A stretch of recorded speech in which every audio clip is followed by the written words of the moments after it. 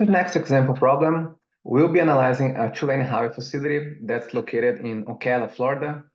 As you can see here on the screen, we'll be analyzing this facility on the eastbound direction. We have 5 different segments in total, as we can see here on the slides. So we have these 5 segments with their different segment types, their lengths. We have here in the table the respective volumes that are going to be applied. With that, let's get started. Let's open the highways module.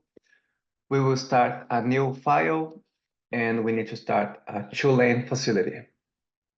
Let's hit OK. The first step we want to do, we want to add multiple segments. We have 5 segments in total, so we can click Add Segment button until we get 5 segments. Let's start with our segment types. Segment number 1 is a passing zone. Segments 2 and 3, they are passing constraint. Segment 4, we have passing lanes. And segment 5 is also a passing constraint. Let's enter our segment lengths. 1,045 feet for segment number 1. 7,150 feet, segment 2. 4,500 feet, segment 3. 4,615, segment 4. And 950 feet, segment 5. We have a posted speed limit for all segments, so you may change this manually on the table, or you may want to use the global inputs section, so I can just check the speed limit and select 55 miles per hour. And this will be applied to all segments in my facility. I can also do the same for 8% heavy vehicles. Let me check this box and enter 8%. And we also have a PCAR factor 0.95 that will be applicable to all segments. So we can select those 3 boxes, apply global inputs. Let's hit OK. And everything here is filled accordingly. Next, let's enter our directional volumes. So I have 470 for segments number 1 and 2. We have a change in volume for segment 3 because that is the entrance to a spring, as you can see in the map. And only for segment number 1, we also need to enter the opposing volume. It's only required for passing zones because the ability to pass in those cases will affect the performance measure of my subject direction. And with that, we are good with this page. Next, what we plan to do, we also want to go to the next step. We want to focus on our horizontal alignments. And because we don't have a measure of free flow speed, we also need to calculate this using the methods. So we're going to enter some additional geometry so we can do the proper calculations. So back to the software. We can click one of the segments here or go to the details page. First of all, let's make sure for every segment in my facility, I uncheck the measure free flow speed checkbox. So I want to make sure I am calculating an estimated free flow speed.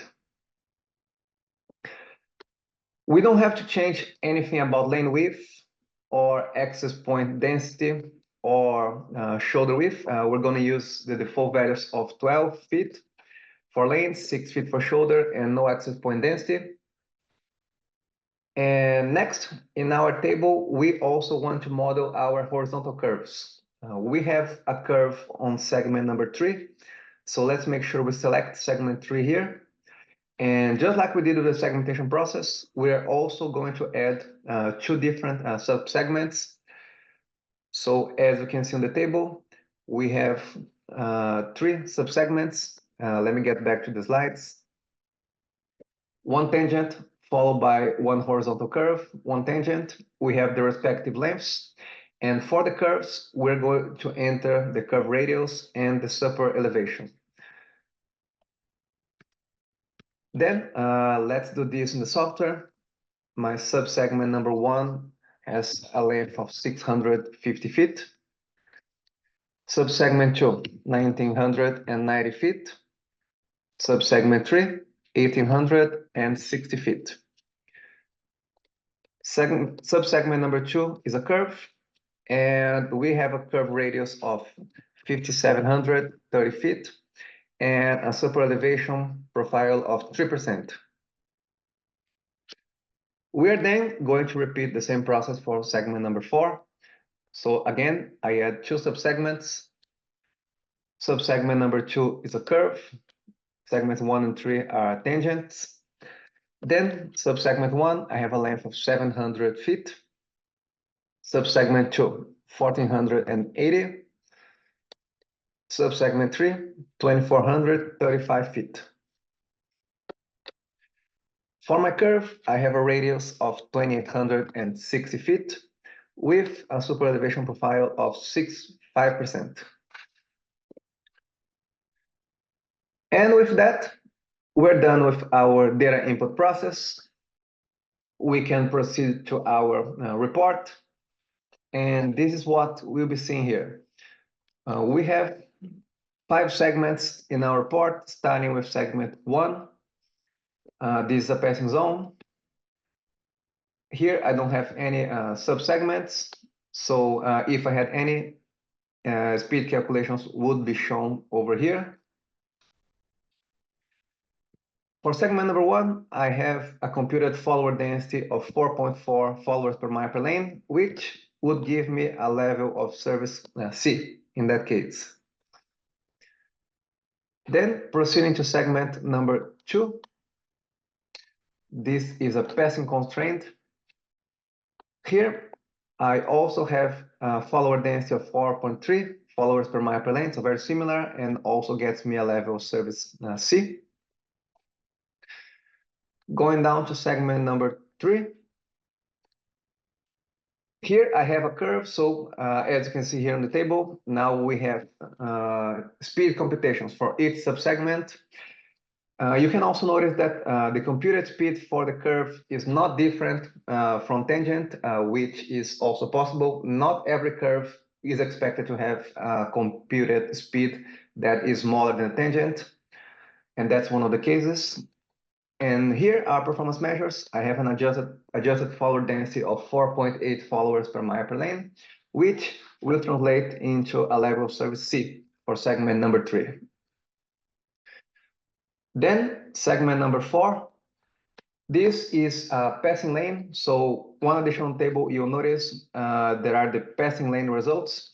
So performance measures are computed individually for the faster lane, the slower lane. I can also check my subsegment speeds. And again, the speed of the curve is no different from the tangent. And looking at my performance measures, my follower density that's computed in a passing lane is computed at the midpoint. And here I have a 1.4 followers per mile per lane, which translates into a level of service A, which is expected, as we should expect that a passing lane should provide much better results compared to the other segment types because of the presence of the additional lane. And finally, segment number 5. One thing we may want to notice here is these intermediate results. There is this question, is the segment located in the passing lane effective length? Here we see yes. It doesn't mean every segment downstream of a passing lane will have an improvement, but depending on the inputs we have, the segment lengths, the volumes, and other inputs, it may occur, and if it occurs, you'll notice that we are experiencing an improvement, 2% followers, 23% improvement, and a 2.6% improvement to speed on segment 5, just because it's located downstream of a passing lane.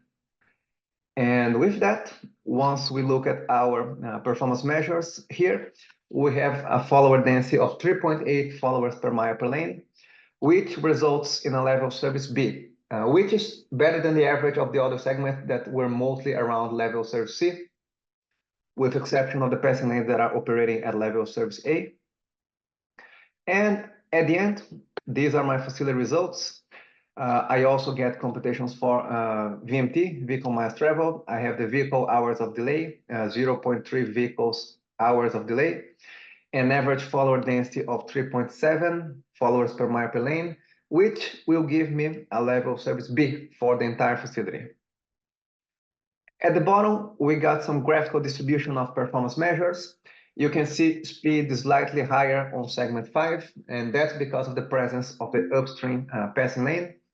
And when we look at the follower density distribution, segment 4, the passing lane, as expected, has a sharp drop. It's performing much better than the others. But you can also notice that segment 5, even though it's similar to 1, 2, and 3 in terms of operational characteristics, is performing better simply because it's located downstream of the passing lane, and that can also yield positive results. All right? And that's how we model a two-lane facility.